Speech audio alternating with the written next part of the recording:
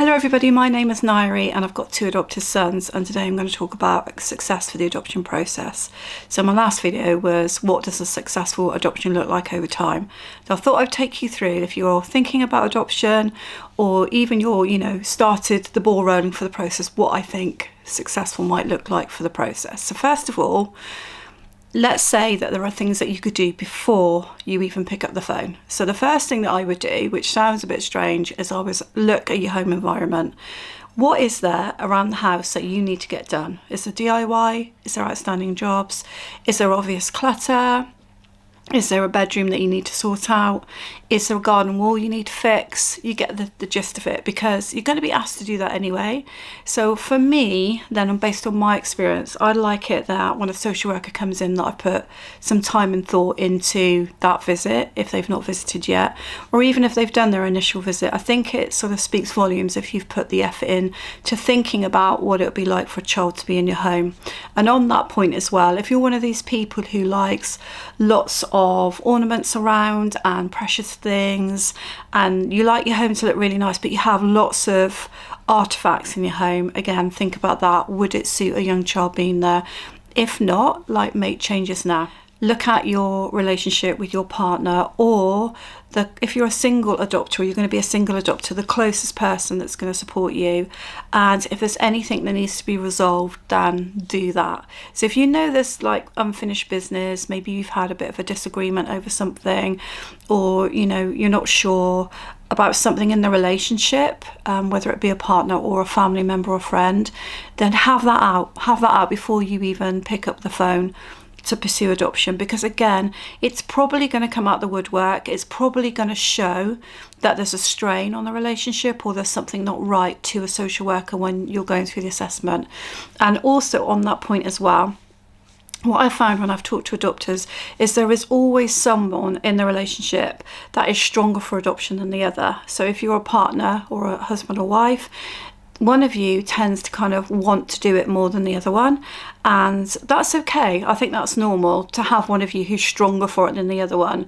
But what you don't want to do is go into the process where you know that your other half or a very close family relative does not want you to do it, or is not that supportive. So if you feel like, say for example, like me, I'm the wife and I'm trying to drag my husband into the process and keeping on at him that I really want to adopt, but I'm definitely not feeling that he wants to do that, then I really feel that you need to stop and resolve what that's all about and have some really in-depth discussions around that. You both need to be going into it positive and wanting to do it. Is there anybody in the mix that you think actually might be against you adopting, might not be for it? It's best to really have those conversations out on the table, out in the open, and tell people that you're thinking of adopting. Share that with them, because you want them to be your support network. You want the social worker to talk to them at length about your qualities and your skills. And so if you think you're not going to get the support from family or friends, then you need to have that conversation with them before you go for it. Okay, so that's kind of beforehand. So now during the process, you're going to be asked lots of questions. You're going to be asked some difficult questions about childhood, probably. You may be asked about previous relationships that you've had that are no longer. So if you've been married before or whatever. And it'd be really important for you to sit down and think, okay, is there anything that I'm going to really struggle to deal with here? Is there anything that perhaps, actually this is beforehand as well, but it might be during the process that you do this as well. Is there stuff that is bothering you, or something from the past that is a problem? I've only recently had therapy for stuff that happened in my childhood, and I tried to do therapy before, but I wasn't ready for it. I think when I went through the adoption process, I was still quite strong because I had taken a number of steps to resolve the issues in my childhood. Even though I'd not had therapy, I'd done a few things. Maybe it's a good time for you to have a look at what you need to do around your childhood or around past relationships. Do you need to do a bit of therapy? Maybe it's worth halting to go for the process and have the therapy. Do you need to get over some grief more? There is a time frame in which you cannot come forward. I think it's about 6 months if you've lost someone, maybe a bit longer. But is there still grief there? Are there still things that really bother you? Are there things that you think about at night and you need to actually find some sort of healing and resolve around that? It's not saying that you have to do that before you go for the process, but maybe it's worth having a thought about whether you can and whether it's time to have some therapy or whether it's time to actually speak to somebody about those things. Getting on to the assessment itself, there's lots of training that you have to do and there's lots of assessments where the social worker will come into your home, so it's quite time consuming. So just have a practical thought about how you're going to fit that in when you actually get started. You will have to take time off work, and I don't know how that'll be for your workplace. And these assessments can take 2-3 hours at a time and they're quite grueling. After a while, you'll build a really strong relationship with your social worker. So when I say grueling, it can also be quite cathartic and helpful as well, because by the time you've gone through the process, you know yourself better and you know what type of children or child that you might want to adopt. But you have to build into your life these assessments. It's going to be part of what you do. You have to build into your life this training. And so it's really important to think about who you can call on, how you can fit that in, and have that headspace, that time and space to really think through the whole adoption idea and the things that it brings to you. The fact that this child will be part of your family entirely, that they're going to inherit from you, they're going to have your name. The whole dynamic of your family, nuclear and extended, will change. So you need to be able to reflect about it. You need to maybe go through assessments and then afterward have an hour or two just to be at peace and think about those things that came up, not be straight into the next thing that you have to do. The adoption process is a journey, and it can bring healing, it can bring more questions, it will certainly be challenging and it will certainly be great as well.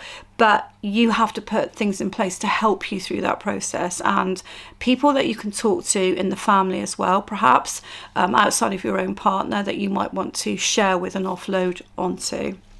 The other thing about the adoption process is you'll go into it wanting to adopt all the children and wanting to be there for all the placements, all the children, and you'll think you may have a rough idea that you want to do an older child, a younger child, you want to do a disability, but my strong advice for you is go in really open-minded. You may have very fixed ideas about you want a baby or you want a toddler, and do you know what I mean? You may have very fixed ideas. It doesn't go well with a social worker if you're telling them what you want. As in, you can tell them how you feel, what you feel would be the best adoption for you. But until you've gone through the whole process, you won't even know that, and they won't know that. So don't, come into it going, right, I want a boy between, this tiny age group, and I want this specific disability that I'm. Just be a little bit more open-minded than that, because there will be a child out there for you. And if you narrow it down too hard, then that's going to make the process difficult. Equally, if you're saying to the social worker, I can do anything, I can take on any child, I'm open to anybody in my family, anything will work for me, they're going to call into question that, because anything won't work for you. You'll have a family dynamic and you need that child to fit in with your family dynamic, and not every child will be right for you. You can't literally go out and adopt any child. There's going to be a type of child, a type of situation that's going to fit well for your family. So you may have thought about it, you might have chatted about it, and it's good to have an idea, have an open mind, but not such an open mind that you are like open to anything, because that won't work either. So I hope some of those tips have helped you. What I will say to you is, anybody is a potential adopter. There is no real criteria around this. Single, ethnic minorities, religions, everybody is a potential adopter. The question is it you? Is it right for you? And so start asking yourself some questions and see how you go on this journey. Hope that's helpful. See you on Fly Little Birds. Thank you.